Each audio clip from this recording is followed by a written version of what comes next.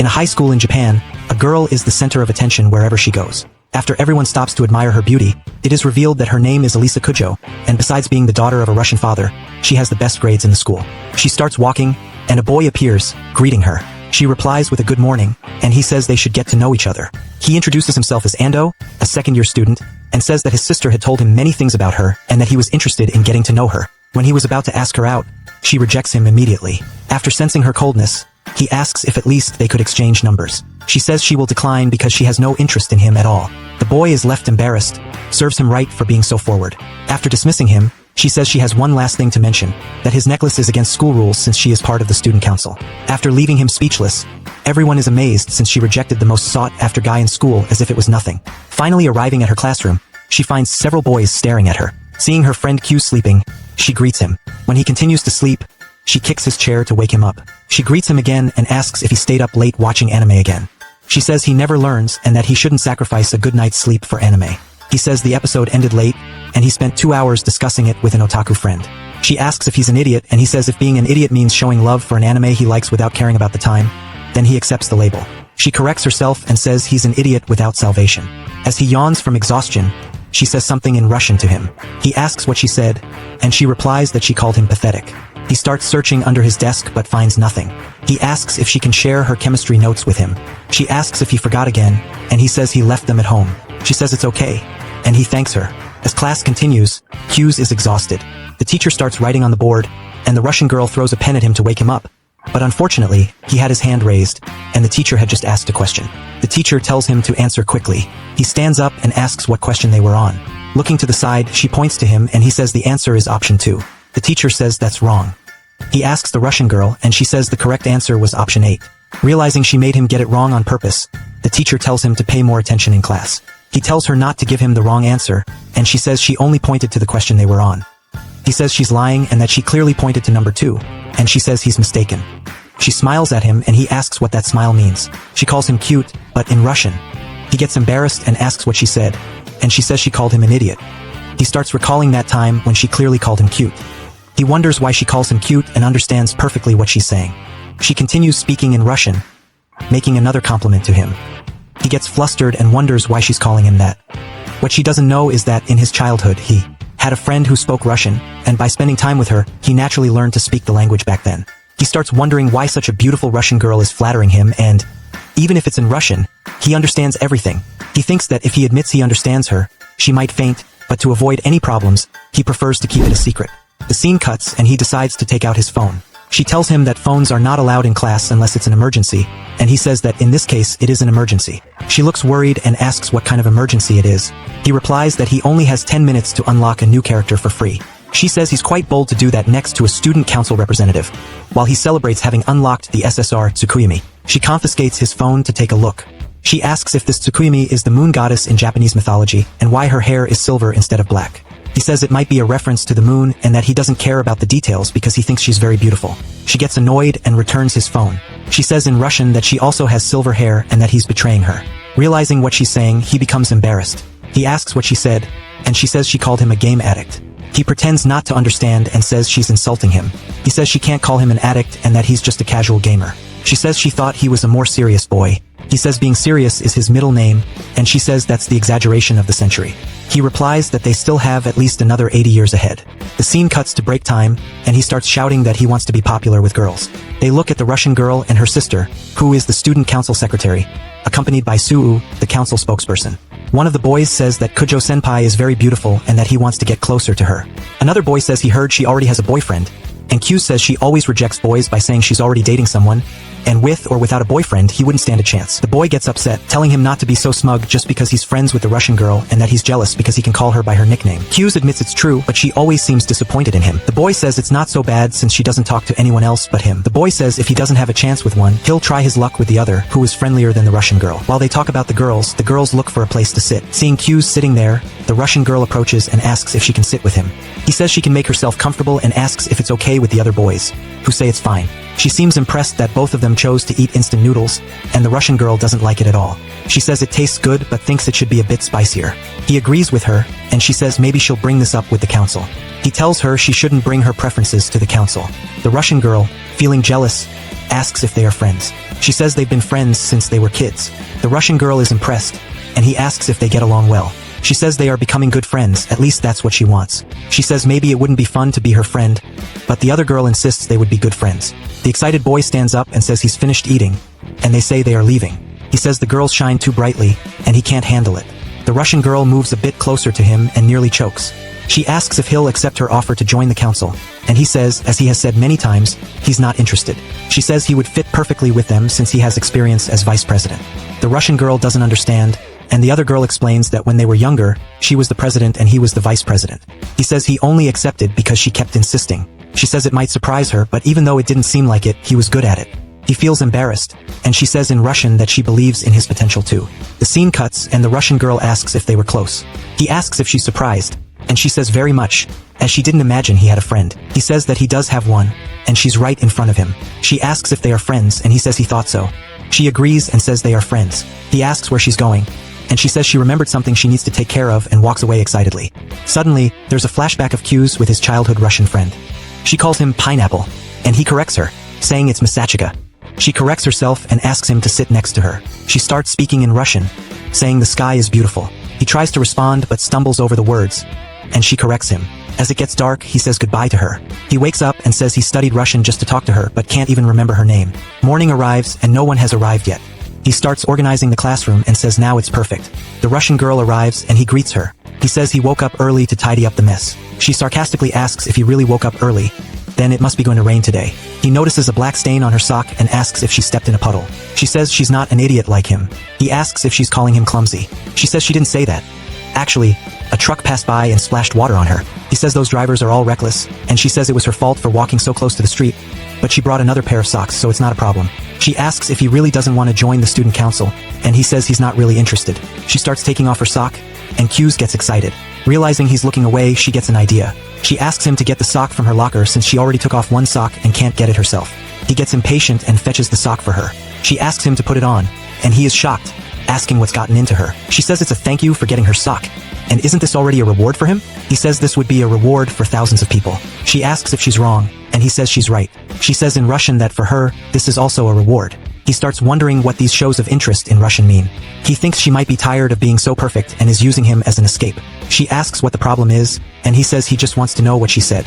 She says she only called him a coward and that she'll put the sock on herself. He says there's no need for that and he'll put it on. She asks what he thinks he's doing, and he says she's the one who asked. She starts to feel shy, and he says she called him a coward, and he won't accept being called that. He starts putting on her sock, and she says she wasn't ready for this. He asks her to stop moving. When he manages to put it on, his hand slips, and she asks what he thinks he's doing and kicks him in the face. He falls backward, and she runs away, embarrassed. Hours later, he runs up to her to apologize. She says in Russian that he's a pervert, and he gets embarrassed. She says she's not angry anymore and that she should apologize for kicking him. She places her hand on his face to see if he's hurt badly, and he says she doesn't need to worry and thanks her for the beautiful view she gave him. She gets angry and asks what he's talking about. She gets embarrassed and asks if he saw something, and he says yes, thanking her for the blessing. She punches him in the face and says in Russian she can't believe it and calls him an idiot. He starts chasing after her, asking for forgiveness. She keeps running away, asking him to stop following her. She jumps over the hallway, and he says that's why she always gets perfect scores in physical education. 10 minutes later, they are both exhausted. He asks if she's okay, and she says she'd be better if he hadn't chased her. He apologizes again, and she says she understands and that it was her fault. He kneels down and hands her a can of ashiruko. She asks what his intention is, and he says to accept it as a peace offering since he knows she loves that drink. She accepts the drink, saying she'll drink it only because she's thirsty. She indirectly asks in Russian if he wants a sip. He is shocked, wondering if this is an indirect kiss and if saying yes means they will indirectly kiss. He asks what she said, and she says she mentioned it's good to drink something sweet after exercising. She speaks in Russian, saying it seems he doesn't understand a word she's saying. He starts to freak out, saying he actually understands, until the next day arrives, and he asks her what she wanted with him. She says it would have been right for him to ask if she had waited too long to be a bit more gentlemanly, and he starts being more polite, albeit ironically. Then the Russian appears and says they got along well. He says he didn't know she was there, and she apologizes if she's interrupting them. For some reason, He gets nervous around her and asks if she wanted his help organizing this mess. She remarks that he seems used to it already, and asks if he could get that board game for her. He hands it to her, noticing there's also a deck of cards, and she mentions they use them at school festivals, and she played them at the student council the other day. He asks who won the game, and the Russian notices they're talking too much and tells them to focus more on their task. She starts saying in Russian that she also wants his attention, and he gets all embarrassed. He starts wondering how she dares to say that. She looks at him and says she's hitting on him, but he had no idea. And she continues singing a needy little song asking for his attention, until some time passes and she thanks him for his help. Then an impressed guy shows up saying they're already done. After finding out that Q's helped with the task, he says he's the council president. He says he's heard a lot about him being very talented. He starts looking at him and says he really looks like a president. When he was about to say goodbye to them, he says he would feel bad if he didn't repay the favor, and in that case he would pay for his dinner. He says he didn't need to, but he thanked him anyway. She says he should accept it.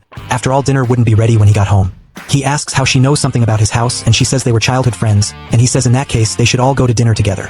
Until the scene cuts, and they were already at the restaurant. He says he thought they would take until tomorrow to finish. The girl starts praising Q's and says he was amazing. The president says it's not normal for SEUS to compliment people, and if he was interested in joining the council. He turns down the offer and says he's tired of it, and what he did in junior high school was enough.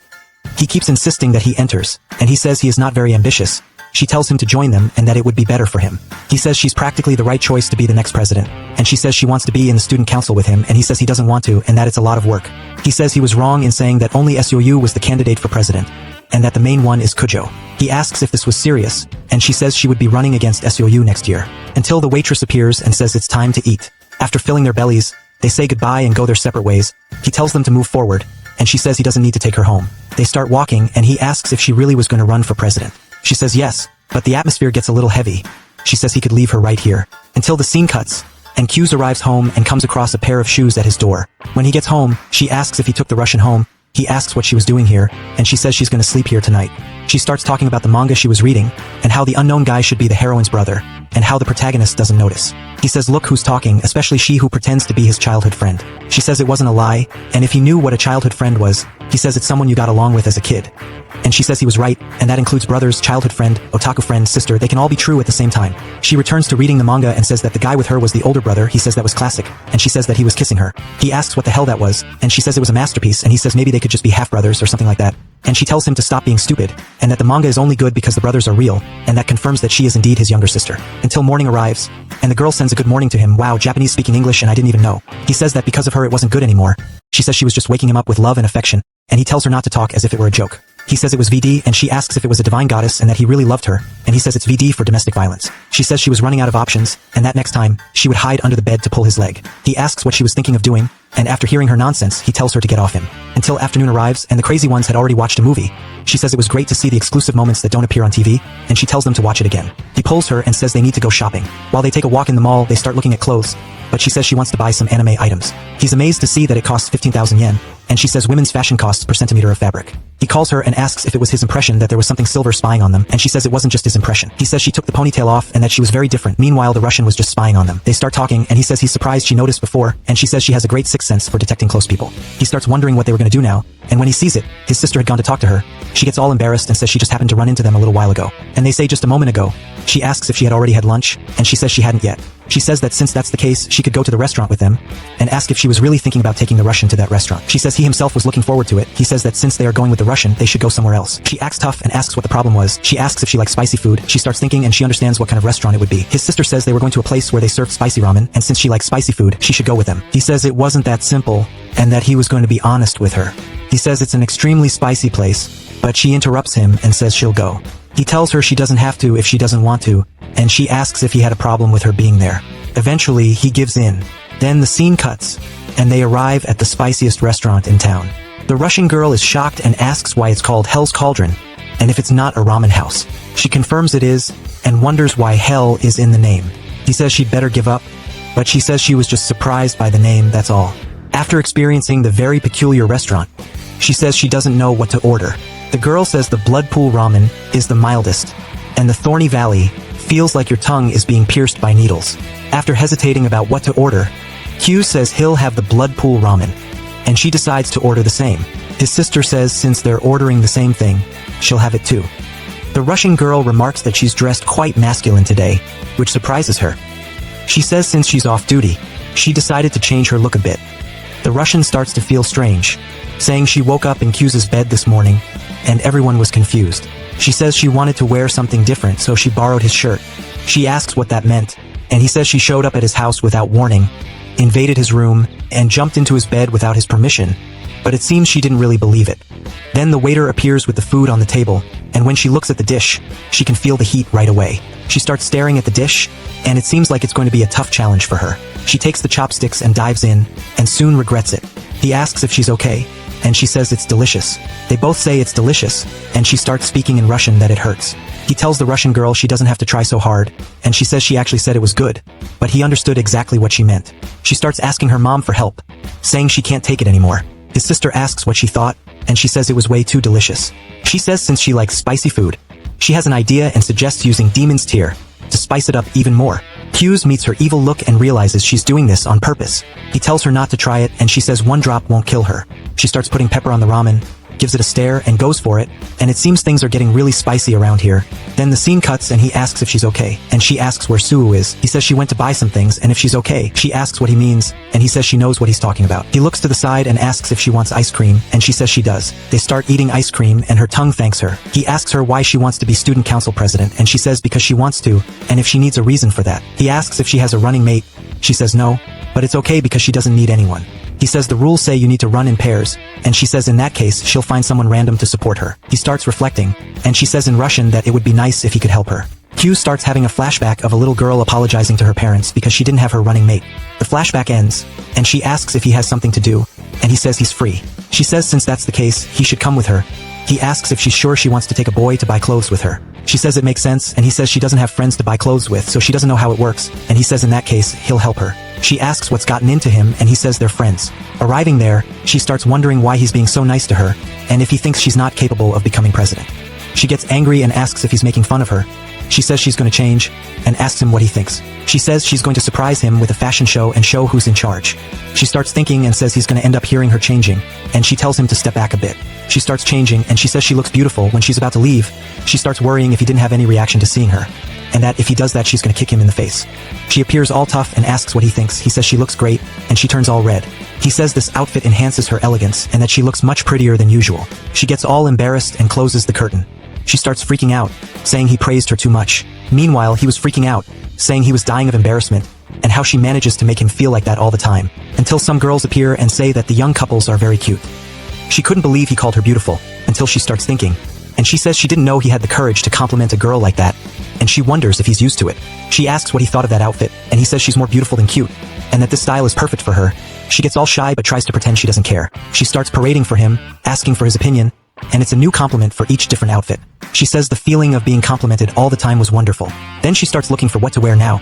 She looks at herself in the mirror and says maybe this is too bold, but she's sure Hughes will compliment her. She opens the curtain and asks what he thinks of this, and when she looks, his crazy sister is there. She says she's very bold, and Hughes agrees with her. She gets embarrassed and closes the curtain, and she starts saying in Russian that she wants to die. She asks what she said, and he says she wanted to drag herself, and she says she's very childish. Until the scene cuts, and they were on the subway, and she was in the moon until now, until the subway stops, and he says goodbye to her. She says today was fun, and they should go out together more often. They say goodbye, and she starts wondering what she was thinking of wearing that kind of clothes, and that he'll think she's easy. Until she realizes, and she starts asking why they got off at the same station. Until she arrives later, and she gets home. Her sister shows up and welcomes her. She calls her Masha and says she had arrived. And she says she had already asked to be called Oni-chan here in Japan. They go to the room, and her sister says she looked very down and asks if something had happened. She says she's fine, but her sister says she can't fool her sister. She says it wasn't a big deal, and that she just happened to meet Hughes with her childhood friend. She says she understands and that she gets very irritated when it comes to him. She gets all giddy and says that finally, a boy has appeared who can touch her heart. She plays dumb and asks if she likes him.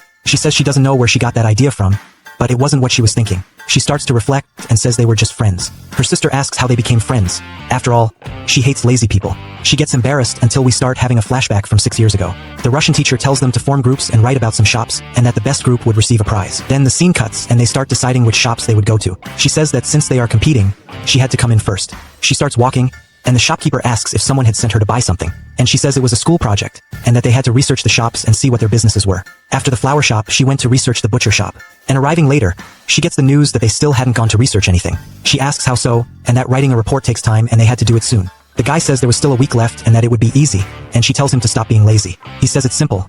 Clothing stores sell clothes, and bakeries sell bread. They look at her notes and ask if she was taking it that seriously. The girl asks if they would really have to read all that. She gets embarrassed and asks why they don't take it more seriously. They start arguing, and the boy says if she thinks it's so bad, she should do it all by herself. After spending days working hard, the day of the final result arrives. After discovering that Group B had won, she is disappointed. She starts walking, saying that if the others had worked hard along with her, they would have made it, and that she was wrong to expect anything from them. She looks at the sky and says that if that's the case, she will do everything by herself. Then the scene cuts, and everyone is wondering how she passed the extremely difficult transfer exam.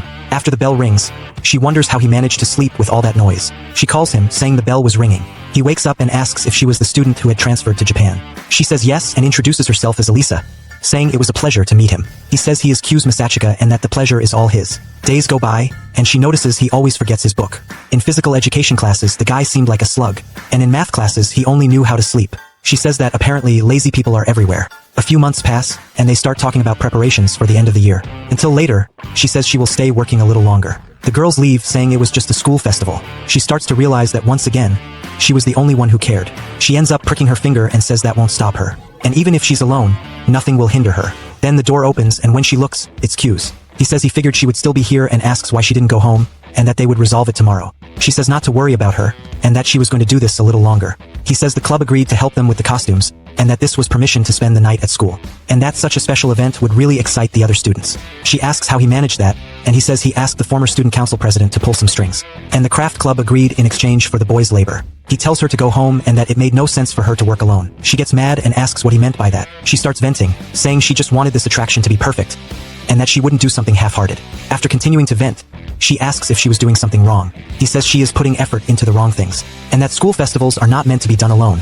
The goal is for everyone to work together. She was going to argue with him, but she gets embarrassed. He says that maybe this would irritate her. He apologizes and thanks her for her effort. She grabs her bag and says she's leaving. After leaving the room, she starts wondering what his problem was. Then the next day arrives, and they start talking about what the festival would be like and that it would be an explosion of fun. As days go by, everyone is dedicated. The Russian girl starts to understand the magic of group work. After enjoying the day a lot, night finally arrives. She finds Q sitting there. He says maybe the school was indeed strange. After all, who still had a folk dance? She asks to sit with him, and he asks if she wasn't going to dance, and that he was sure everyone wanted to dance with her. He asks if she didn't know how to dance, and she says she practiced ballet a lot when she was a child, and that it was easy for her. But she had refused everyone, saying she couldn't dance because she wasn't interested. He says fighting off the guys must be hard. She says it's fine, and that she's already used to it. And he says it makes sense, after all, she was their ice princess. She asks what he means, and he says that's what everyone's been calling her lately. She starts to think, and he asks if she didn't like it because it was indirectly calling her lonely. She says it wasn't that, and tells him not to make fun of her. He apologizes, and she says what bothers her is the part about being called a princess. He asks if that wasn't a compliment to her, and she says it makes it seem like she's a spoiled brat from a wealthy family. He says maybe it's her impression. She says she was born with above-average looks and talent, but she never managed to be satisfied with that, and that she gets irritated when her efforts are ignored just because of her class. He says it makes sense and that he will avoid calling her that. She thanks him, and he asks what she was thanking him for. She says he was right, and if she had done everything alone, she wouldn't be seeing everyone gathered like this. He tells her to relax, that he just filed some documents, and that he didn't do even half of what she did. She says that even so, it bothers her and that she wanted to repay him somehow. He says he doesn't want anything, and she says he doesn't have permission to refuse. He says that if it's like that, he has an idea. He asks if there isn't a custom in Russian to call people by a special nickname. He starts thinking of a nickname, and she says her family calls her Alya, and he asks if he had permission to call her that. She asks what he would gain from that, and he says he has the glory of being the only guy in school to call her by a nickname. She asks if he is an idiot, and he thanks her. Then some desperate guys show up asking to dance with her. They start arguing over who would dance with her, and she says she didn't want to dance. Suddenly he grabs her hand and tells the guys that she was already busy. He starts pulling her to the middle of the court, and she says it feels like her heart is going to explode. This is too beautiful, man. I think I got something in my eye. He says that since she practices ballet, dancing now would be easy for her. She agrees with him, and he tells her to show her potential, and he calls her princess, and it looks like she liked it. Then the next day arrives, and the guy was sleeping. He says good morning to her and asks why she was looking at him like that. She insults him, and he says she was very aggressive, and she says in Russian that she thought he was very romantic last night. Then the flashback ends, and she says she now understood, and if that was what made them fall in love. She asks if she had paid attention, and she says that clearly is the beginning of a beautiful love story. She gets embarrassed and says they were just friends, and she says it starts like that and that this story is classic. She grabs her necklace and mentions a guy she likes. The Russian girl says she really trusts him, and she says her friend is the same. She starts telling when he saved her from a dog, and she tells her to stop bragging about her love life. Then the scene cuts, and Q's goes to the office. He welcomes him, and he says he just came to help the girl. She asks if he was Q's, and that she was Alya's older sister and student council secretary. He says the Russian girl was a great friend to him, and that he had heard she needed help with some shopping. She says he can call her Masha, and that anyone who is a friend of her sister becomes her friend too. She takes his hand and says it's a pleasure. They start looking at each other, and she asks what his given name is. He says it's Masachika. She is impressed, and the principal asks what the problem is with his name. And he asks if the problem wasn't with his face. She gets a bit sad and says it's nothing, and that she was happy to meet Alya's friend. She speaks in Russian for them to go, and he asks what she said, and she confirms she told them to go. Then the scene cuts, and they had already arrived.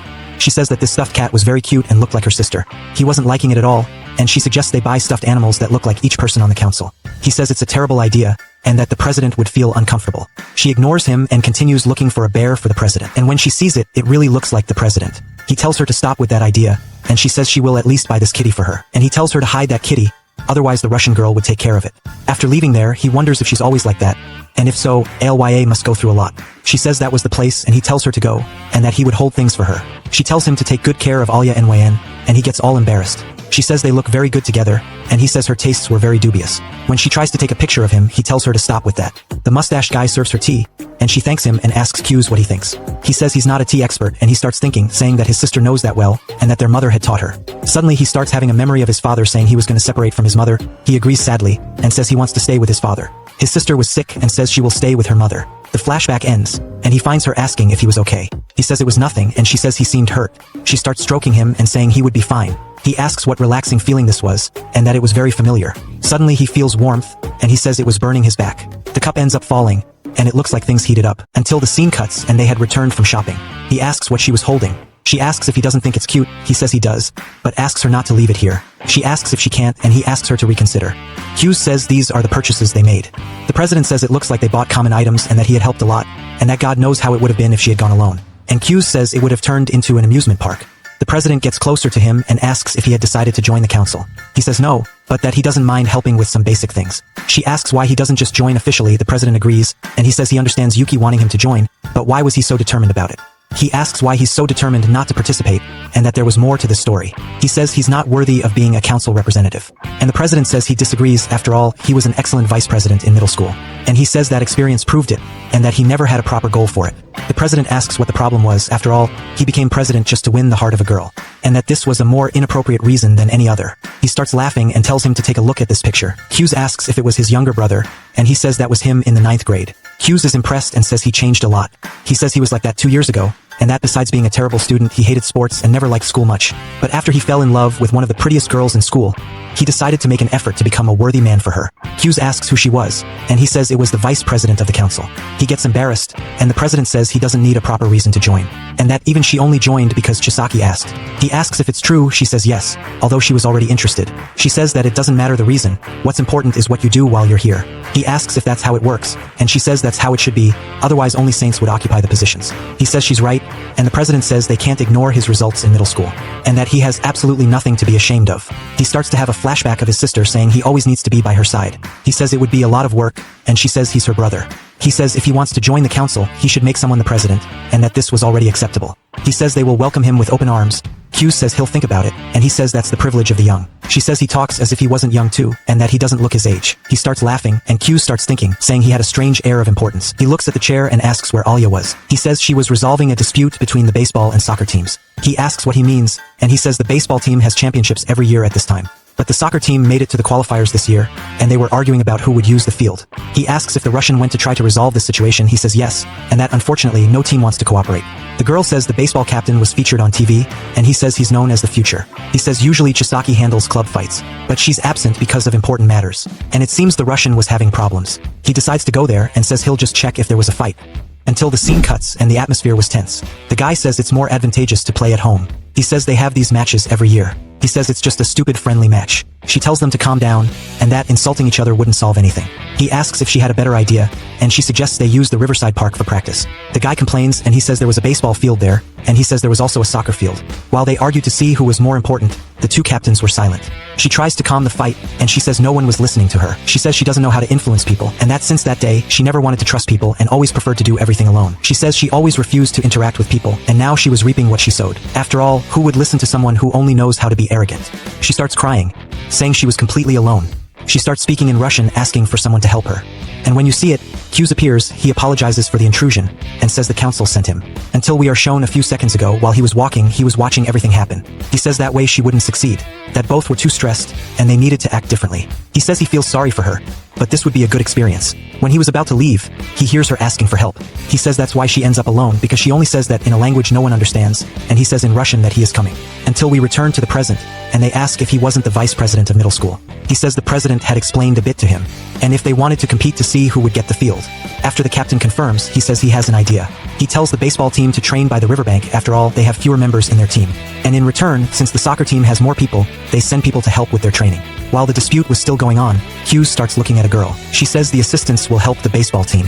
The guys get shy and say it will be a good help. The guy asks if they weren't just complaining now. She says they will give up the field, and that helping is the least they can do. The captains decide to agree to the deal, and Q says it was resolved. While he was talking to them, the Russian girl got all awkward, until the scene cuts and they start walking. He apologizes for intervening, and that he ended up taking over her speech. She asks why he made that proposal, and that logically the baseball team would never accept it, and that it seemed like he knew the assistant would offer to help. He asks how she noticed, and she says he was looking at her the whole time. He says that assistant is the girlfriend of the baseball team captain. She can't believe it, and he says the whole school already knew they were dating. He says the captain was quiet the whole discussion, and that he wanted to help his girl, but as captain, he had to keep his priorities. And that for her it was strange because she knew it was what her team wanted, and he imagined she would accept the proposal. She asks if they were in the same boat. He says yes, and that because the baseball team has some pretty girls, the soccer team will be able to use the school field, and so they can flirt during training, and that it was 3 birds with 1 stone. They keep walking when suddenly the president asks if they had resolved the problem. He says yes, and she says it was all thanks to Q's. The president says he did a great job, and he asks if he had already planned this. The president gets embarrassed and says it proves he knows what he's talking about. He asks if he changed his mind, and he says that from today he would have the honor of being part of the student council. He is happy with the news, and it seems the Russian girl didn't like it very much, until night falls, and he says he feels he was tricked. He has a flashback of him telling him to bring the form tomorrow. He starts thinking, and she calls him, and he asks what it is, and she asks if he was really going to join the council. He says yes, and she asks if he was doing it to run for the election with Sue. He asks what she would do if the answer was yes, and she says she will become the council president, even if it means having him as a rival. He starts to remember the past and says she was always very determined. He looks at her and says he will make her the president. And if that's what she wants, he won't leave her alone, because he will always be by her side. She gets emotional, and he asks her to hold his hand. She gets all cute, and her eyes fill with tears. She takes his hand, and he says now they are a team. She thanks him and says something in Russian to him. He gets scared, and he asks what that was. He starts to remember his childhood friend, and he wonders if that feeling still existed inside him. She starts squeezing his hand, and he asks what the problem was. She asks if he was thinking about some girl. He asks how she knows. He gets shocked, and says that's the second thing a romantic comedy protagonist can't let slip. She says he just said he would be by her side. He says yes, and she asks if he was thinking about Sue. He says it wasn't her, and she starts squeezing even harder. He gets nervous, and she says he should accept this slap silently if he wants to be forgiven. The guy flies away, and he says it was a nice slap. She calls him an idiot and extends her hand to him, until the scene cuts, and he says this is the first time he gets slapped by a girl, and that he gained more XP as a man. She asks if he hit his head when he fell, and he says his brain was perfectly fine. She says she forgot his brain was defective from the factory. He says that's not something to say to a guy who was considered a child prodigy. And it seems she didn't really believe it, until the scene cuts and she asks how his cheek is, and if he needs ice. He says he's fine, and just doesn't feel anything on the left side of his face. She says that doesn't sound good, and he says he was joking. He says it was throbbing a bit, and she gives him a kiss on the cheek. He is left speechless, and she says it was just a little kiss. He starts to zone out with the sensation. She says goodbye to him and says they will talk tomorrow. He asks how she did that, and he starts shouting for her to tell him what she said in Russian earlier. Until the scene cuts, and we are shown that she said she loved him. She starts wondering if she really loves him. She starts freaking out, saying she doesn't love him at all, and that she just got carried away by the moment. She says maybe she is falling for him, but there was something more important, which is becoming the council president. She says she should be focused on meeting his expectations, and if she confessed her love, he would end up rejecting her. She starts punching the pillow saying she doesn't love him, until her sister arrives, and she asks why she was so serious, and she says she met a wonderful person. She shows the kitten to her, and says the expressions on its face looked like hers. She starts walking and says she found Q's to be a great person, and that it makes sense she fell for him. She says she doesn't like him, and her sister says she looks really cute when hiding her feelings. She gets embarrassed, and her sister tells her to hurry and confess her feelings to him, and that she won't be able to do anything when they take him away from her. She pretends not to understand, and turns her back on her. Meanwhile, the guy was heading home, remembering the things he said to her and thinking he had been very cheesy. He believes she said in Russian that she loved him. He wonders if all her words in Russian were not a joke. Of all the times, this seemed to be the most serious. He thinks that maybe she got carried away by the moment, just like he did, and that she should have already returned to normal and was regretting what she did. He feels a bit sad and starts having a flashback of his mother complaining that he hardly ever stayed home because of work, and that apologizing wouldn't solve things so easily. He reflects that love is a fragile emotion, and that thinking about it is a waste of time. He thinks he wouldn't be able to be by her side. After all, he abandoned his sister and left her to carry on the SEUS family name alone. The scene cuts and he arrives home. He sees her shoes and wonders if she isn't busy today. He thinks that if today's events were planned for him to join the council, she would clearly be involved. Then he opens the door and sees her. She calls him a pervert, and he responds that he knows she set this all up. She asks if he realized it, and he says he bets she left as soon as she heard him close the front door. She pulls him and tells him to wait, asking if he wasn't curious about why she did this. He tells her to put her clothes on first. She says she realized something crazy. She points out that they lived together for years, but they never had the scene of walking in while the other was dressing. He says this is worse than he imagined. She says siblings see each other changing at least once in their lives. He tells her maybe in her manga and to calm her otaku brain. She gets mad and says it was at least worth a picture. He asks where she was looking, and she says it's a camera that only idiots wouldn't see. He gets mad, and she says she will make it up to him for tricking him. He says he doesn't want anything from her as compensation. She tells him to calm down, that he was talking too much, and that she knows he already examined her thoroughly. He says he'll teach her something, that showing everything had no fun, and that she wouldn't attract anyone that way. She gets embarrassed and says she hadn't thought about that. He starts to leave, and she says she won't be fooled like that. She asks if he looked her up and down.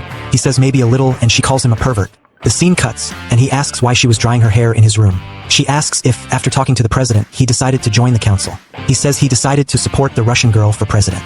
She is shocked and says Alya took her brother. He says he wasn't taken. She starts calling him a pervert and asks if he was bewitched by Alya's body. He tells her to stop talking about such things, and she says he needs to open his eyes. She says it's better to have a size C in hand than 2 size E's flying. He says he wasn't interested in either. She starts saying nonsense to him, and he asks why she was thinking such things. She asks if he didn't want to be the first to touch his little sister. Honestly, this anime isn't from God. He tells her not to say such things, and she says he already did it when they were in elementary school.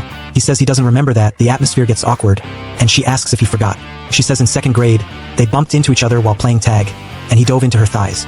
He says he would remember if he had done such a miracle and to stop inventing scenes she sees in her animes. He says at that time she hardly went out because of asthma. She says now she's fine and hasn't caught a cold since the 2nd year of elementary school. He says she could be more relaxed, and she says she is, but only at school and at home. She asks him to pamper her instead of apologizing. He starts brushing her hair, and she asks if he decided to compete with Alya. He says yes and apologizes to her. She says there's no need for him to apologize, that a rivalry between siblings would be classic. He says just to be clear, he hadn't stopped liking her. She says she knows and asks if he still loves her a lot. He indirectly says yes, and she says he admitted it. She stands up and says she didn't need anything else and thanks him. She says now they're rivals and that she's an easy girl who can ignore 1 or 2 episodes of betrayal, and that he can chase after her if he gets tired of the Russian girl. He tells her not to call it betrayal, and that he wouldn't do that. She says she knows that in the end, he'll come back to her. He asks if she became the last cookie in the package, and she says goodbye to him. She closes the door and says now he found someone to motivate him. She laments that unfortunately, it wasn't her who succeeded, but she wouldn't lose by any means. The next day arrives, and he says it's not normal for her not to have invented anything to wake him up, and that maybe she was upset with his decision. He says she wasn't like that, but he had to make it up to her somehow. When he gets up, she pulls his leg. The guy is shocked, and she starts laughing. She tells him if he thinks this will end sadly to think again. He gets mad, and she tries to escape. She asks him to pull her, he smiles and starts suffocating her. He says he will bury her alive, and she says she's going to have a fit with that manly smell. The scene cuts, and the girls were talking about dramas. Meanwhile, Alya was upset because his seat was empty. When she hears a noise at the door, she thinks it's him. She wonders what she was worried about, and that he would come in with a sleepy face as always. She tells herself to stay calm. She hears them greeting cues and is startled. He says good morning to her, and she acts tough. He asks if she was preparing for class. She gets all giddy with his looks, and he asks what the problem was. She says there wasn't any, and she hears a guy inviting him to go to karaoke. While they were talking, she says Q's was different this week. She starts freaking out, wondering what she was thinking, and that he probably didn't get enough sleep as always. As the class goes on, she notices he wasn't falling asleep. The scene cuts, and she wonders if he was improving his behavior for her. She has a flashback of him, then snaps back to reality and makes a great shot, scoring a point for her team. While the girls were praising her, she notices the clueless Q's getting hit in the head with a ball. The scene cuts, and he starts complaining about the pain. He says he was feeling hungry when Alya appears asking if he was okay. He asks why she came, and she says she was worried he got hurt. He says it seems she saw it, and she asks if he wants to go to the infirmary. He says he's fine, that he came to get some fresh air. She gets worried and tries to measure his temperature. She says it's hard to tell like that. He gets a bit shy and starts remembering the size E his sister mentioned. He gets all silly, and she starts tying her hair up. He's enchanted by her beauty and says she must be doing it on purpose. He starts admiring her beauty, and she asks what it is. He says it's nothing, and she leaves, telling him to drink some water. The scene cuts, and they go to drink water. He sees her drinking water and gets all excited. When she looks at him, she asks what he was doing, and he says he needed to cool his head literally. Suddenly, she asks what's wrong with a guy who overflows with charisma from head to toe.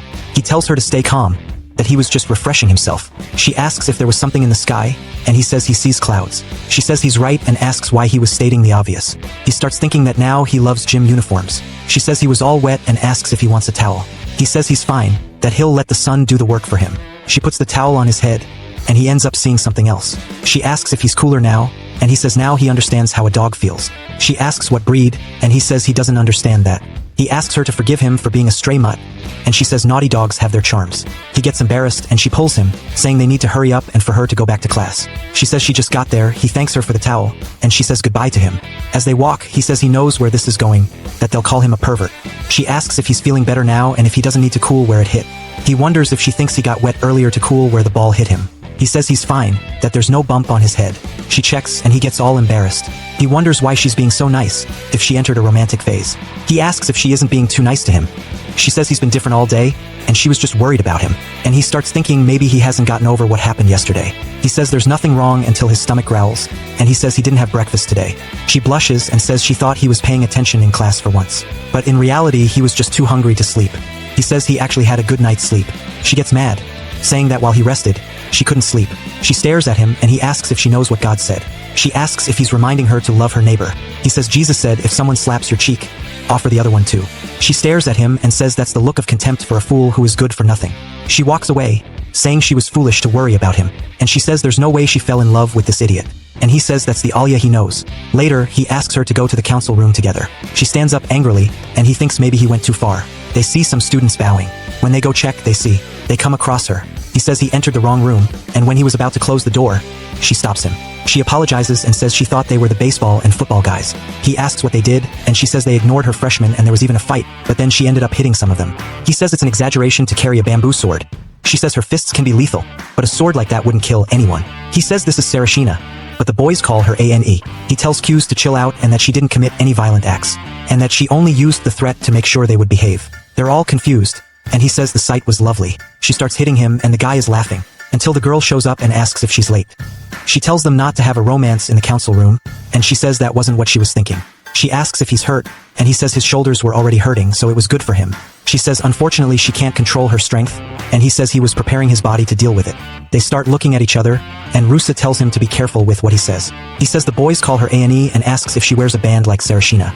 She asks why he thinks that, and he says if she did, it would be a Sarashina band on Sarashina. She says it seems they get along very well. She plays tough, and he says her sister already noticed. She's in shock, and he says they get along very well. Then someone knocks on the door, and when they check, it's Q's crazy sister. Then the council meeting starts, and he asks Q's to introduce himself. He says he is Q's Misachika, and he will be handling the general affairs of the council, and that next year he and ALYA will be running mates in the presidential election. And it seems like she liked it. He says that his specialty is being an otaku, and that they can talk to him about most of the popular anime that exist. The president says that he is now officially a member of the council. He asks if he could accompany ALYA's sister and help her. The president agrees and says he is sure that he will adapt quickly. After all, he already has experience as vice president. But he still wants him to work with others while learning the basics. He asks if there were not enough people. The president confirms, and Q's perverted sister interrupts, saying she's going to the art club's exhibition. She says that they will definitely discuss the budget. So, in that case, she wants ALYA to accompany her. She gives a fake smile, and ALYA tells the president that she will go. He authorizes them, and they leave quickly, and Q starts thinking that something strange is going to happen. While they were walking, the Russian girl says she should tell her something. She asks if she has a minute to talk. She says yes and suggests they do it in that empty room. Once there, ALYA says she will run for president along with Q's. She says that Q's had already told her, and the Russian girl is impressed. She asks if that's all, and ALYA confirms, adding that she won't apologize because she isn't doing anything wrong. The girl asks again if that's all and tells her to stay calm. After all, she has no reason to apologize. She says that Q's himself decided this, and that she has nothing to say about his decision.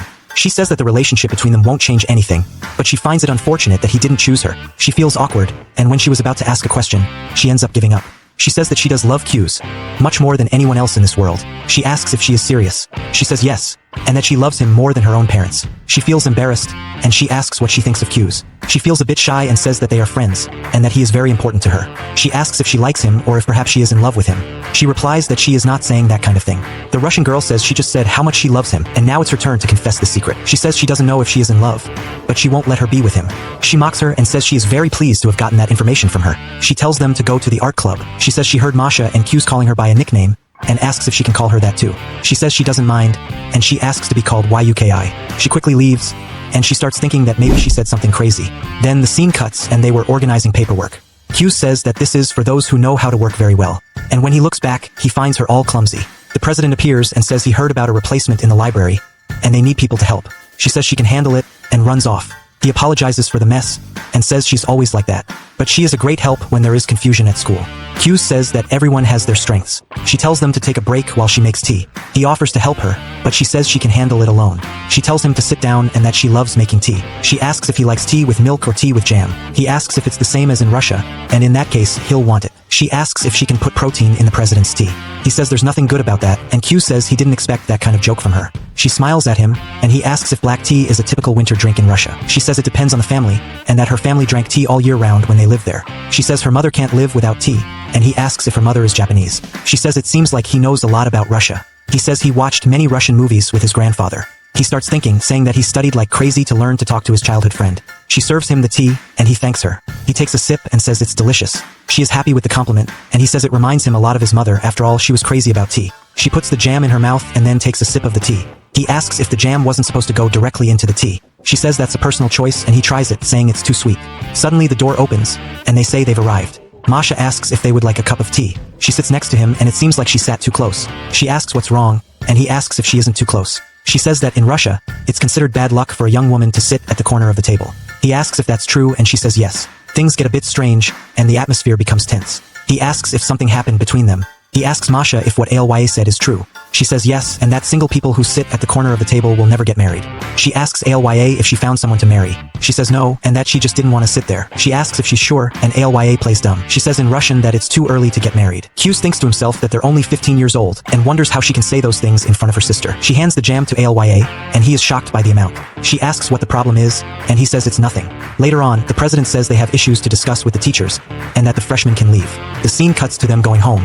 He notices that she seems different and says that his sister must have done something. He calls her and asks what she thinks about stopping somewhere to eat something. She asks why, and he says they need to talk about some things related to the presidential election. She says in Russian that, unfortunately, this isn't a date. And he is shocked, wondering if that's what she wanted. The scene cuts to the Russian girl feeling hungry. She asks what's wrong, and he says it's nothing. She says she's tired and that she needs sugar for her brain to function properly. He asks if something happened between her and his sister. She says no, and he starts wondering what the heck Yuki did. She asks if he and Yuki are dating. He responds with a direct no, and she seems confused. He confirms again that they are not, and when she was about to say what Yuki said, he tells her that he wants to say something to her. He says that she isn't as proper as she seems to be, and that she was having fun mocking her and watching her reactions. He changes the subject and says that at this rate, they won't stand a chance of beating Yuki. She says he sounds very sure. He says it's the truth, and that she is the favorite to be president. He says that normally there would be 3 candidates running for the council. He says that in the past, there were 6 candidates making up 12 people. He says most gave up on the student council. She asks what that is, and he explains that it's a debate among the students. He says that if the baseball and soccer teams hadn't reached an agreement, they would have had to debate in the student council. She says she has seen that happen before, and asks him to explain more about why they gave up. Hughes says that when the council presents the candidates for president, it becomes a preview of the election. And once they debate policies and one side wins, it creates a hierarchy in the eyes of the students. She says she understands, and he says the candidates fight each other until the competition is reduced to 3 candidates. He says that not all candidates join the council, but this year the lack of people is unusual. He says that everyone gave up on defeating Yuki, and she wonders what's going on with him, as it seems he doesn't care about Yuki. While he talks, she wonders if he doesn't think twice before going to a restaurant with a girl. She notices that she ended up biting the straw without realizing it. While he finishes his explanation, she is eating like a lion. He asks if she was paying attention to him. She says she just got distracted by her dessert. She feels shy and says that actually, she was like that because of him. She looks at her dessert and says that since he doesn't care, she will make him care. She asks if he wants some, and he says he doesn't need it. She says she knew he wanted some, and that he doesn't need to be shy. She tells him to open his mouth, and he says he'll get a new spoon. She asks if he's gonna call a waiter just for that. He questions her, and she says that's totally normal in Russia, and tells him to open his mouth. He asks if that's serious, and he realizes she's lying. She tells him to open his mouth, treating him like a baby. He takes a bite and says it was like an indirect kiss. While everyone is watching them, he ends up facing a girl. She asks how they will defeat Yuki, and he says that facing her directly won't work. In that case, they will need to run a campaign attracting students. He says that one of last year's candidates was a former president, and yet it was the current president who won. He says he won thanks to his well-developed strategy. The journalism club made a profile on him because they found the idea of him running for president amusing. He says that after his appearance changed and his grades improved, he started gaining everyone's trust. She asks if she needs a good story to show the students how much she is working to help them. He starts thinking thinking and asks what she will do with that spoon. And coincidentally, she is thinking the same thing. They start running out of topics, and Q's asks if she minds if he orders something. The scene cuts and the waitress delivers the food and the extra spoon to him. She says he didn't need to ask for another spoon, and he says he was embarrassed. She says he is too childish to be embarrassed by something so trivial, and she thought he was used to girls by now. He says he was surprised that sharing a spoon was something normal for her. He asks if indirect kisses are normal in Russia, and she says in Russian that he is the only guy she would do that with. He tells her to eat before it melts, and she asks how she can build support like the president did. He says she needs to show her effort to everyone. She asks if he was referring to the speech, and he says that would be the first political speech for everyone. She asks what she should say in her first speech, and he tells her to do whatever she wants. After talking a bit more, she asks if there isn't a specific counsel for that. He says she doesn't need to pretend, and that she is a captivating person as she is. She feels very shy and says in Russian that she wants more compliments. He says that for a casual restaurant, this place is really good. She asks if it was really good, and he says yes. He asks if she wants some, but then remembers that the food was too spicy for her. She says if she refuses, he'll find out she doesn't like spicy food. She says she'll just have a spoon. He takes a whole chili with the spoon, and his sister's little devil appears, encouraging him to do something wrong. Then Masha appears and asks him not to be mean to her. She hits Masha, and she flies away. He apologizes and hands it to her. She prepares herself and puts the whole spoonful in her mouth. She starts freaking out and calls him an idiot in Russian. As night falls, he asks if she's okay. She plays dumb, and he pretends not to know anything. She says that if he is with her, Yuki will find a running mate. He says she is quite popular, so it wouldn't make a difference who she chooses, unless it was someone who had been part of the student council. He says they would be in trouble if she chooses someone like Taniyama. She asks who that person is, and he says she was a strong competitor against Yuki in the elections they won. She says she doesn't know her, and he wonders if she has given up on being president. He starts to slack off, and she asks what's wrong. He says they will soon find out who will be her partner. Then the next day arrives, and she says she will introduce someone to them. Hughes is shocked, and she introduces herself as Kimishina Ayano from the first year, Class C. And from today, she will be part of the council. Hughes didn't like the news, and she makes a mocking face. She tells Hughes that they will do their best, and the atmosphere becomes very tense. Until the scene cuts and Hughes was heading to the classroom. He hears a voice calling him, and when he turns around, it's Ayano. He asks if she needs anything, and she apologizes for scaring him. She asks if he has a minute, and then tells him to follow her. As they walk, Hughes says she looks like some kind of ninja, until the scene cuts again, and he tells her to get to the point. She says she heard he was planning to run for president against the Russian girl. She asks if it's true, and he says yes. She says that her master was very dissatisfied with this unexpected turn of events, and that he didn't like knowing Hughes was in the way after abandoning the SEUS family name. He calls the old man a bastard, and says that the old man said if he left, they'd be strangers, and that he wouldn't be allowed to be called Yuki's brother, so why did he want to talk about family now? He asks if he sent her to check if it was true. She says no, and that she was asking on her own. After all, as Yuki's assistant, it's her duty to assess any threat to her. He says she's very loyal, and asks if she's a samurai. She says she always thought he wouldn't do anything to hurt his own sister. She asks if she was wrong, and he says he didn't do it to compete with YUKI. She says it doesn't matter, and that they are rivals. She asks if running with the Russian girl is so important that he'd hurt his own sister. He says yes, and she's impressed. He says he promised her he'd do everything to make her president. She asks if he feels something special for her. He says no, that it was his own decision. He asks her to leave a message for that old man, to not bother YUKI, and if he wants to say something, he should say it to his face. She says she understood, and that she'll ask him one last question. She asks if he still loves his sister the same way. He says his sister is still the most important person in the world to him. He asks her to support her, and she says she's happy to hear those words from him. She leaves quickly, and he says he might have disappointed her, until the scene cuts and the guy was holding a magazine in his hand. He asks which one Hughes likes the most, and he says he doesn't understand much about these things. He tells him to choose based on appearance, and he says in that case he'd choose this one. The guy says the one he chose looks a lot like Masha. They go to check, and the guy says it really does. He asks if he likes girls like her, and he says she already has a boyfriend. He asks if she didn't have one, would he go after her? He asks since when he calls her by a nickname. He says it happened suddenly, and that he never looked at her that way, until the mood changes, and she calls him an animal in Russian. She asks if he thinks it's acceptable for a council representative to bring this to school. He says it wasn't him who brought it, that it was this guy here. She says he has to reprimand him, and it seems she got jealous. He changes the subject, and asks if he'd date YUKI. He says he's reprimanded in the name of Jesus, and the guy asks why. He says he wants a girlfriend who's his best friend. She asks in Russian if it would be her, and the guy got embarrassed. He asks what the problem was, and he says it was nothing. He remembers his childhood friend, and says he wanted a girl with a nice smile. He says it's true and that it's hard to like someone with cold eyes. He says everyday behavior is also important. She gets the hints, and he tells them the Russian girl was getting upset. She acts tough and says in Russian that she doesn't care about that. He tells them to say something nice to her. The guy stands up and says it doesn't matter if it's a pretty girl like Lya. They say he wasn't helping, and she apologizes if she only has beauty and no charm. He tries to justify himself, but he's shaking. She takes the magazine and says she'll confiscate it, and it seems the guy got sad. Until the scene cuts and Ayano was saying that Hughes was still the man she idolized. She asks what he said, and she says he refused to give up supporting the Russian girl in this election. She says he asked her to tell the master to come speak to him in person. She's impressed, and says those words were sincere. She says his fantastic aggressiveness caused shockwaves in her womb. She's shocked and asks if she's in love with him. She says she idolizes him, but there are no romantic feelings involved. She says she'd never dare to try to date him, and all she wants is to be a tool for him. She says she's a submissive and asks what she meant by that. She says she's a super maid serving a boss. She thanks her for the explanation and says she'll dedicate herself to being the perfect submissive. She didn't like what she heard, and says that Q's also said she was the most important person in the world to him. She's surprised and runs to the window. She's relieved, and says she almost shouted her love for him in the middle of school.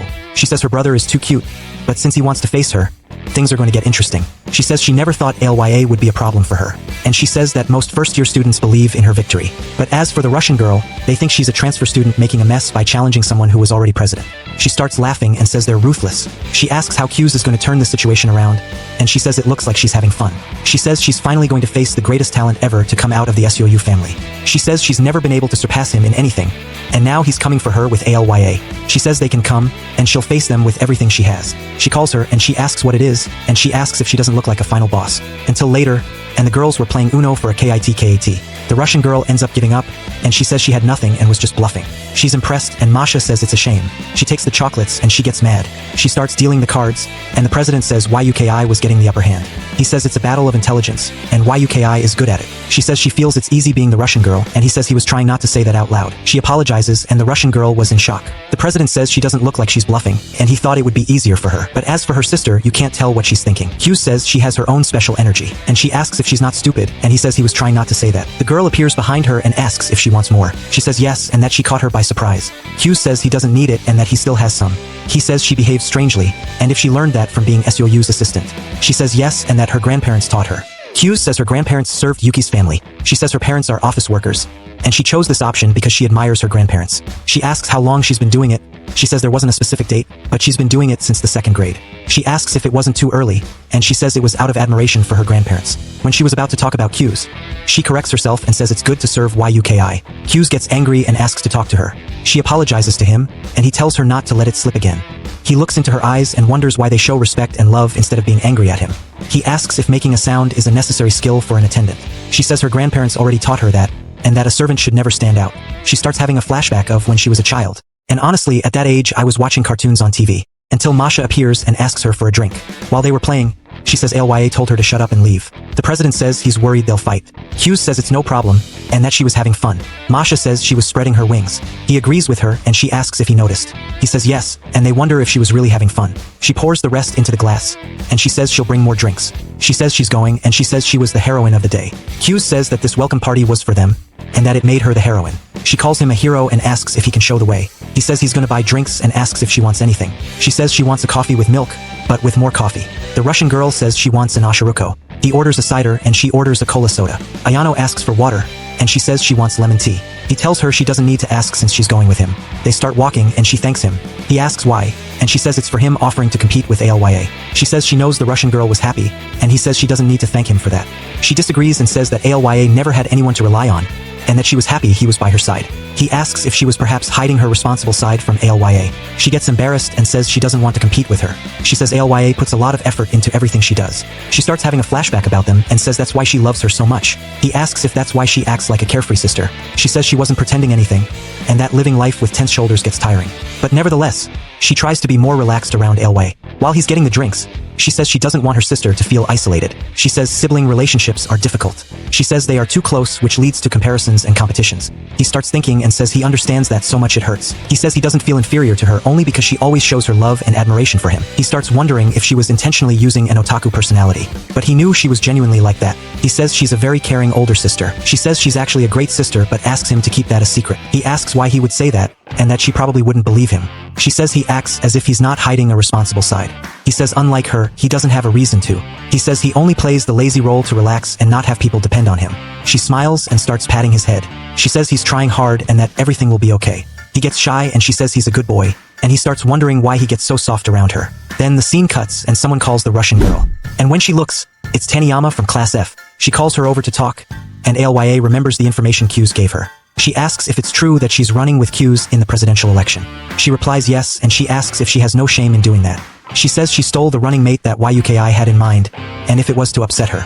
She asks if she's implying she did something dishonest to have Q's on her side. While everyone was following the drama, she says it doesn't matter how she did it. But she chose a lazy person to be her running mate. And that can only mean she was trying to provoke Yuki. Q's shows up and runs to them. He asks what's going on, and she says this bitch is accusing her of doing something to steal him from Yuki. He says he doesn't know what she heard or from whom, but that was his own decision. She says it's hard to believe that, and that he's been slacking off for a while, and what would motivate him to team up with a new transfer student. He says he can't deny his laziness, but anyway, Yuki had already accepted his decision. He says she got everything wrong and should apologize to Alya. She mocks him and says the problem was with him. She starts getting closer to him and challenges him to a student congress. While the drama was unfolding, the students were spreading the gossip to everyone. He asks if she's serious and she asks why she would joke about that. She says someone like him doesn't deserve a place in this election, or better yet, in any place on the student council. She says she heard this could establish a hierarchy and for her to stop ignoring her presence. She tells her not to get involved and that she's just a puppet with good grades. She gets scared and says they're running as a team, and in that case she'll have to go over her too. She says she was trying to spare her from the embarrassment. But in that case, she'll take them both down at once, and that people like them don't deserve to run in this election. Until the scene cuts, and the president says that the topic of the debate will be about the teachers. Hughes says that he doesn't have a good reputation with the teachers, and that she did it on purpose. He asks if they would really go along with this idea and that they wouldn't gain anything from it. She says that they will, and if they defeat that hag, their candidacy will gain credibility. And that she won't forget that she insulted Hughes. And because of that, she will have to apologize to them. The president is confused, and Q says that it wasn't that bad. After all, they will be able to talk about their candidacies earlier. The president says that since they want that, he will announce it by the end of the day. Yuki asks the president to let her take care of the announcement. He gives her permission and she wishes them good luck, and they thank her. Until later, when he says that if he knows Taniyama well, she would use these arguments. She says she understood and he asks how she would react to that. After some time passes, he says it was very good, but she could have summarized it a bit more. She calls him and asks if he got along with that hag. He says that's not the case, and that he feels there was respect when they worked together. She's a bit confused and asks why she did that. He says he doesn't know, and that maybe she thinks he's participating in the election just for fun. She asks what made that girl have such a negative impression of him. He says that before, he was Yuki's partner, and now he left her to team up with someone else. And it makes sense for her to doubt his motives. When she was about to speak, she realizes that this is all because she teamed up with him. She's upset and says that it was her fault. He calls her and asks what happened. She says she will try harder tomorrow, and he agrees with her. The next day arrives, and the girl says she missed him and that even if it was strange, they would have fun. He asks if she wasn't too relaxed, and she says she had nothing to do so she was relaxed. The Russian girl finds it strange, and she says she's Maimi Nanoa, SAYACCHI's running mate. She introduces herself and says they'll have a good debate. She says she was more serious than she imagined, and that she thinks she would get along well with SAYACCHI. She rushes out, and the Russian asks if she was Taniyama's partner. He says yes, and it seems they are childhood friends. He says they are quite opposite, but they got along very well. She says she understands, and he says that this blonde girl is one of the most popular people in school. And when it comes to connections, she's definitely at the top. She says it's a very powerful resource in an election. He tells her not to worry about that today and to focus on Taniyama. She says she understands and that he's right. Later, she asks what she thought of today's topic. She says that Taniyama only faced their queen in middle school. And as for the transfer student, all she knows is that her grades are good. The Russian looks at the crowd and asks if she can really do this without being ignored like last time. She says she can, and that this is for Q's. After all, he agreed to be her partner. Meanwhile, she faced people mocking her and saying she would lose. She gets distracted, and Q's calls her. He asks if it's true that she was a cup E. She calls him a pervert and says it wasn't a good time for that.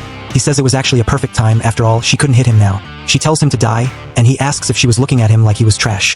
He asks if that helped ease her nervousness. She feels a bit embarrassed, and he asks who she was going to face. She says it's Taniyama, and he says she's wrong, and that her real opponent is the perfect version of herself. He says she doesn't need to be perfect, and she just needs to do what she thinks is cool. He tells her not to worry, and that he would take care of things if necessary. She blushes, and the president says the student congress will now begin. The lights go out, and he starts introducing the pairs who would face each other. He says the topic will be about the selection of teachers for participation in the student council. He gives her permission to speak, and she stands up. They start staring at her, and she says that currently the council leaders are chosen by the president and the vice president. But the truth is that they accept any type of participant. She says that a survey with former council members confirmed that this was the case for the last 3 terms. He starts to wonder if she had really collected data for that, but it looked like it was MIYMAE. She says that the right thing is for the council to be composed of skilled appointees. She says that the moment you become a council representative, even a low-grade student is above them in the school's hierarchy, and if that didn't bother them, they start discussing among themselves, and he says she was very good. He says that actually students don't care about that, but she made them change their point of view. And she suggests that teachers approve this type of selection. And that way, only those who teachers recommend as talented people would be part of the council. And that she needs to create a council that everyone can respect, and that's why she needs everyone's support. She thanks everyone, and they clap for her. He gives the Russian permission to speak, and she stands up. They start wondering how she will turn this around and that Taniyama had already won. She faces everyone, and she remembers that Q's told her to do what she thinks is cool. She remembers him and says she will do just that. She introduces herself, saying she is the council treasurer and that she will represent the council by presenting her proposal. She says that Taniyama stated that the teacher's analysis would create a council that everyone would respect. But actually, she thinks it would be the opposite, and that it would take away the student council's authority. After all, this involves the absence of the president and vice president from appointing their leaders. She says these positions have the highest authority and respect within the council, and they are chosen by the people's votes. She says that because they win an extremely competitive election, they have several privileges. She says the main one is the right to choose their subordinates, and that it wouldn't be right to give that right to the teachers, and that it would be the same as saying that the student council can't function without the teachers' help. She says that this academy takes pride in respecting students' autonomy, and that's why a lot of power is invested in the student council. And what do they think would happen if everyone needed to be approved by the teachers? They start thinking, and she says the president won't be able to recruit people he trusts, and that from that, they won't be able to refuse the teacher's decisions. Hughes says she was staying calm and that it was perfect. He says both arguments are valid, and that probably the students are divided in their opinions. She starts staring at him, and he says it wasn't him who made the Russian say that, and that all those words were ALYAs. She thanks them, and the president says they will now begin the debate. She raises her hand to speak and says the council has accepted all volunteers recently. She says that it hasn't caused any problems, so why was she picking on that? She says it's crucial to involve teachers to prevent a decline in performance. She says that decision belongs to the president and his right-hand man, and that they have the option to accept their problems and ask for the teacher's help. The atmosphere gets tense, and Hughes says the HAG didn't understand who she was facing. He says that ALYA has always been her opponent, but she was only focusing on him, and he wonders what her next move will be. She asks what would happen if the president abuses his power. When she was about to respond, the students start talking among themselves that she was a foreigner who came from outside. Hughes says she wasn't going easy. The blonde girl smiles, and Hughes says that some students were definitely planted. The Russian gets scared by the pressure, and she tells her to respond with something. She wonders what she was about to say, and that she needed to say something quickly. Her pressure starts dropping, and she gets desperate. He puts his hand on her back and says she did a great job, and that he will take care of the rest. He apologizes to everyone and says he will take control from now on. He says her throat was dry from talking too much since she normally doesn't talk much with people. She gets the hint, and he says he'll wrap this up quickly so his partner can rest. He asks if they really need to debate this. He says they had already decided when they chose the current president. He says he was a lazy person who didn't pay attention in class, and that he would never have gotten the teacher's approval. They start laughing at the president, and he says the president worked hard, and besides improving his grades, he became worthy of being a presidential candidate. And if they voted for him, it's because they were rooting for him. He says he only managed to become president because the system allows people with initiative to be part of the council. And he asks once again if they really need to debate this issue. Suddenly, there's silence, and the president says he's still processing the bullying that Hughes did to him. But if there are no more questions, they'll move on to final statements. She runs out, and the blondie calls her. The Russian goes after her, and Hughes is left confused. The blondie raises her hands and says she accepts defeat. The president asks if they were really going to do that. She stands up and says yes, apologizing for the mess that Taniyama caused. The president looks embarrassed and says the motion has been withdrawn. Then, a flashback begins, and she says that when she saw the two of them, she thought they were the perfect duo. And besides supporting each other, they had complete trust in one another. And when she saw their bond, she realized she had no chance of defeating them. She says she accepted defeat, but she felt very envious of them. And when she saw the two of them, she felt betrayed. She starts running, and the Russian grabs her hand. She's surprised to see that it was ALYA, and she asks why she came after her. She says that Q's and YUKI were special, but before finishing the sentence, she gives up talking. She starts crying, and the Russian says that if she has something to say, she should let it all out. She feels a bit shy and says she has no right to say anything. She says she feels like an idiot and that she had placed all her faith in them. And after feeling betrayed, she ended up taking it out on her. She says she made it all up in her head, until the blondie appears, saying she was crying too much. She apologizes to the Russian and says she will take control from now on. When she was about to speak, she says to please let her handle it. She starts walking and says she knows why Hughes chose her, but she wants to be sure he made the right choice. She says she'll do her best, and maybe one day she'll also say it was the right choice. She walks away quickly, and the blondie says the Russian was a really good girl. She says she must be, after all, it was Hughes who chose her. The blondie tells her to apologize to them when she calms down, and that she'll go with her. Then the scene cuts, and YUKI says that Hughes was very soft, and that he could have ended this from the beginning if he wanted to. But they wouldn't be a problem for her if that's all they've got. She says their innocence will lead to their own downfall. Ueno asks if she's sure, and that she thinks they performed well. She starts freaking out and says that she didn't understand anything, and that they need to be confident and judge their opponents. And that's how you project the image of a boss. She gets scared and apologizes for her lack of knowledge. She tells her to do it right and asks why she thinks she accepted the lighting job even though it's very hot in that place. Ueno asks if she can ask a question, and she tells her to go ahead. She asks if projecting being a boss isn't a trait of anime characters who lose in the end, and that food and drinks are not allowed in this room. She completely ignores her and tells them to clean up these things. Then the scene cuts, and she says that Taniyama said he and Yuki were special and that she idolized them a lot. And that's the only reason she was able to give up. She says she'll do her best and prove that he made the right choice in running with her. And she'll prove that to Taniyama as well. He smiles and says it's better he does the same too. She asks why he chose to run with her instead of Yuki. He says he ran with Yuki because he couldn't refuse. He says that he even wanted to support her goals, but the main reason was guilt. She asks what he means, and he starts remembering when his parents got divorced. He says that maybe that's why he felt trapped back then. He says that everyone around him works to achieve their dreams, but he was always driven by guilt. He says he always put himself down many times, and they called him the vice president of the shadows. He says that, in reality, he didn't want to be the center of attention. She's impressed and also upset at the same time. He says that this time it's different, and that he chose because he wanted to be her partner. She gets emotional and he gets all embarrassed. He says there's no need to compare her to Yuki. He fumbles trying to explain, and she understood very well what he meant. She says he could have been more direct, and he says he won't say anything because she was smiling at him. He asks her what her reason is, and she asks what he means. He says he wants to know why she's running with him. She says that's obvious, and she says something in Russian to him. He asks what it means, and she pretends not to have heard him. She tells them to leave, and she asks why he asked about her breast size. He gets embarrassed and says that a girl he knows said that hers was probably cuppy. She gets angry at him and says in Russian that he's almost right. She slams the door in his face, and he's left thinking about the size. Until the scene cuts, and the old man realizes he's hearing a debate at school. He says that Taniyama competed with her until the end of the middle school election.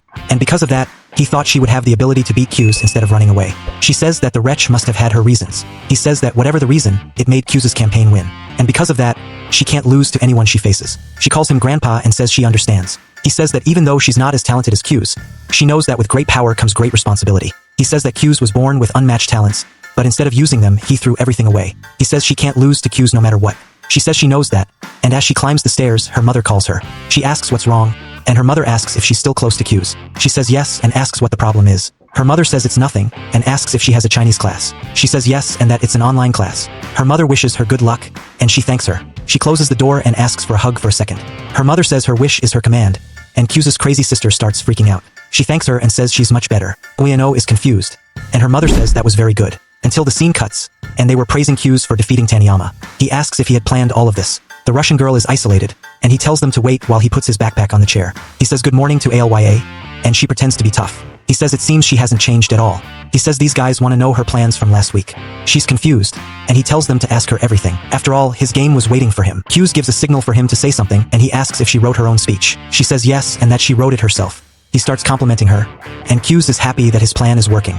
He asks if not asking questions was part of her strategy. She says they had already decided to do it that way, and they ask about Q's taking control afterward. She says to be honest, even she didn't expect that.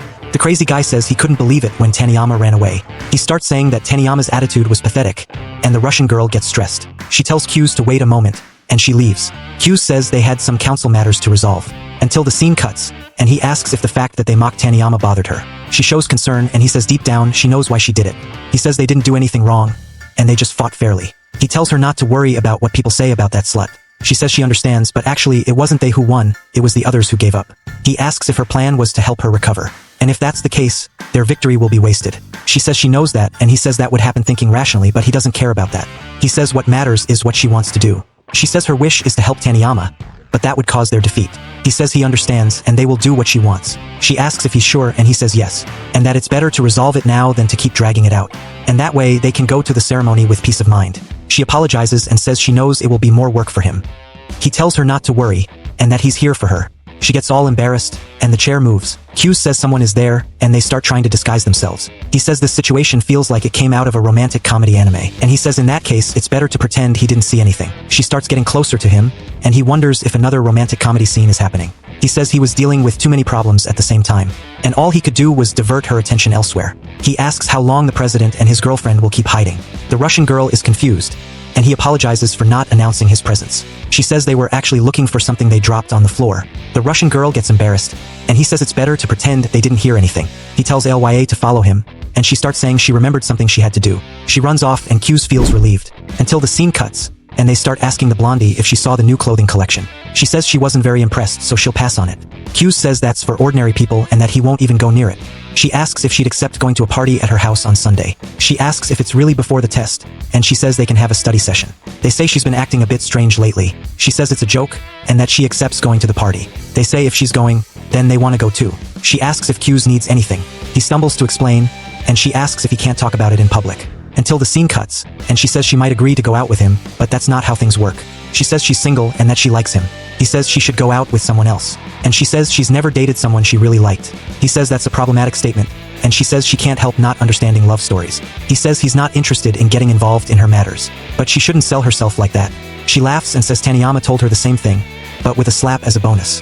He asks if Taniyama is the type to hit people, and she says that was an isolated case and asks how she can help him. He asks if she knows how people are talking about Taniyama, and that he wants to put an end to it. She says she didn't think it would bother him. He says it doesn't bother him, but it bothers his partner. She says that's very kind of her. But why did he come to her if she's his enemy? He asks what she means, and she says she knows he noticed she placed infiltrators in the audience. He says he noticed, and that she wouldn't risk destroying her friendships that way. She says she's not attached to any of her friends except Taniyama, and she doesn't care about losing them. He asks if people like Taniyama with a fiery heart bother her. So why is she so attached to her? She says he got it wrong, and that even though she fights with her, she wants her close. He asks if that's how it works, and she says he must know what it's like to be attracted to someone who has the shine you don't have. She says the two of them are attached to their bright and sincere partners. She says they should start a sinister scheme, and he says he doesn't want that. He suggests spreading a story justifying Taniyama's running away. She asks if he wants to pretend she didn't run away because she gave up, and that this could hurt their victory. He says he knows that, and she says it will be a pleasure to help his partner. She accepts the proposal and she leaves. He says it reminds him of a manga where you summon a spy to do the work for you. He tests to see, and she actually shows up. He asks what she was doing there, and she says he called her. She asks if he forgot about his little sister, and he asks how the two of them ended up there. She says she saw him approaching the blondie, so they came to spy on him. He tells her to just tell the truth, and she says she was pretending to have a secret meeting but didn't know there would be a secret meeting in that place. He asks what their problem is until the Russian girl shows up. She notices he's alone with them, and he says it's not what she thinks. She asks why he's in shock since they're just 3 childhood friends. She tells him to have fun with them, and she says in Russian that he's leaving her out. She puts her hand on his shoulder and says it feels like an anime where the girl tries to make up for something with the boy. And when she finally finds him, she's met with disappointment. He gets angry and tells her to stop, until the scene cuts, and the blondie starts walking. She remembers when she kissed that guy, and Taniyama ended up seeing it. She asks if she's already with someone else, and she thought it didn't matter since he was her boyfriend. She slaps her in the face and tells her to learn to value herself. The flashback ends, and she says she didn't have to get so mad. When she finally arrives in the room, she asks what it is. She says Q's was asking about Taniyama, and that he wanted to know why she was absent today. She asks if it's because she lost the debate. She says no, and that it was her fault, and that she only left the debate because she was angry at her. She asks what she means, and she says she found out there were infiltrators in the audience. Meanwhile, Q's tries to explain that he found them by coincidence. She doubts him, and he asks if she doesn't believe him. She says he doesn't need to make excuses to her and that she's happy to see the 3 of them being so close. He brushes it off and asks if she wants to study with him after class. She asks if he's joking about wanting to study. He says she's not being sensitive. The scene cuts to them studying. He asks if she's sitting too close, and she asks if that's a problem. He starts to think and says it's fine as long as no one sees them. She apologizes for not knocking, and he gets flustered. She asks if they're preparing for the exam and if she and her sister can join them. She answers in Russian that they can't, and Q starts to freak out. He asks what she thinks of the idea, and she says she doesn't see a problem. He begins to notice that she's bipolar, and she says in Russian that she wishes they were alone. He calls her cute and asks her to stop being adorable. While they're studying, she asks if they're just going to keep reading solutions instead of preparing. He says thinking about things he doesn't understand is a waste of time. He prefers to spend his time learning the solutions. She asks how he'll apply theory that way. Her sister tells her to relax and says Q's has always been like that. She agrees with Q's crazy sister and says he's always studied like this. A jealousy crisis hits, and Q's asks if she's unsure about something. She says yes, and he asks how he can help. She says she doesn't want to bother him, and he says he won't make fun of her for it. She says she'd rather he mistreat her and call her a useless waste. He asks why she's disappointed, and she asks if they're just childhood friends. He says yes and asks why. She says they're too close to be just friends. Suddenly, the door opens, and it's Masha. They start drinking tea, and he says Masha's tea is simply incredible. She asks what that is, and he says the book was confiscated from someone. Noticing it's a hypnosis book, she suggests Lya try it on her. Lya refuses, and she says she wants to try being hypnotized. She starts to throw a tantrum, and she says she won't do it. She tells Q's to try, and he asks why it has to be him. She says Lya is being too boring. Yuki already has thoughts going wild, and he starts reading about inducing hypnosis. She says she's excited, and he tells her to focus her eyes on his finger. She starts staring at his finger, and he says she'll begin to feel her mind entering a trance. He says she'll start to feel very sleepy, and it seems to be working. He says when he claps his hands, she'll fall into a deep sleep. He counts to 3, claps his hands, and when he looks, she's actually passed out. Yuki asks if she's really been hypnotized. The Russian girl tells her to stop joking around and says it's a lie. The girl is already drooling, and he says when he touches her shoulder, she'll return to normal. He counts to 3, touches her shoulder, and when he looks, she wakes up instantly. She asks why he stopped and says he was supposed to clap his hands. He asks if she remembers anything, and the Russian girl says it's not funny. Yuki asks why Alya won't let him hypnotize her too. That way, she'll know if he's telling the truth or not. He asks if she really wants that, and she says she'll put an end to this farce. He tells her to focus her eyes on his finger, and he claps his hands. She asks why Masha was hypnotized again. He says he doesn't know, and she says they could take advantage of this opportunity. He tells her not to say her thoughts out loud, and she says it's time for otaku moments. She says he hypnotized 2 hotties, so what's the first thing he'll try? He says this is mental age regression. She tells him to hypnotize them and take off their clothes. Wayano suggests he make them reveal an embarrassing secret. He asks if she couldn't have been more direct, and she says he was too exaggerated. As for Ayano, the idea lacks a bit of impact. The best option is to remove their limits so they'll say embarrassing things too. She says her answer was good and that she never fails to surprise. She says she won with more votes and that they'll become more and more immoral. That way, they'll leave their minds and bodies without clothes. They start to get up and walk toward Q's. She starts to caress him, and he asks why this is happening. She says she didn't expect Masha to take advantage of the situation before Q's. She says he's a good boy, and he asks if she'll let him leave now. She says he can't, and he's left confused. The Russian girl says it's getting in the way, and she decides to take off her clothes. She says she may be good at school, but the clothes she wears at home are horrible. Q's starts to freak out, and she starts to undress too. He asks why this is happening, and she says it must have been her command. When she's about to take off the rest, he says when he touches her shoulder, she'll return to normal. He tries to touch her shoulder, but it's not working. Yuki tries the same, but it fails too. The girl opens the door to talk about work and sees this. She says she tried using the hypnosis book, but now they can't reverse it. She asks them to excuse her and decides to send a series of blows at them. He asks what she's doing and she says it'll help. They start to wake up and ask what they're doing on the couch.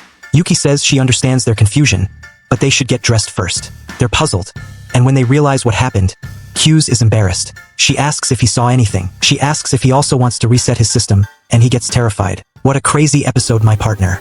That's it, my brother. The episode ends here, and if you're enjoying this anime, don't forget to subscribe to the channel and activate the bell. And if everything goes well, on Sunday there will be a recap of Wistoria here for you. Beauty? Thanks for watching, we're together and see you next time.